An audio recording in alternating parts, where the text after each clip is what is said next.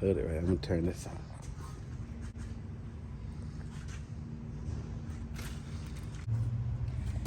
Hey everybody. How you doing? It's Matthew with Encore Automotive.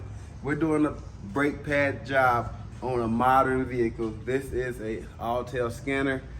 Boom. You're gonna need one of these in these days and times. Come on in and get a close up. All right, we're gonna go ahead here to the emergency park brake module, and we're gonna put the brakes in maintenance mode. And basically what you got going on is the actuators on the rear calipers need to be put into service mode in order to mechanically depress them to put the brake pads on. And then The glare. Okay, got a glare. Let me turn it like that. All right, so you gotta put the brake pads in maintenance mode. And you hear that?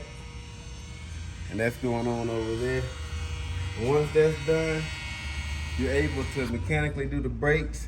So keep that in mind on your return on investment when you're pricing out brake jobs.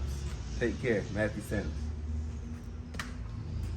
Thank you. My man.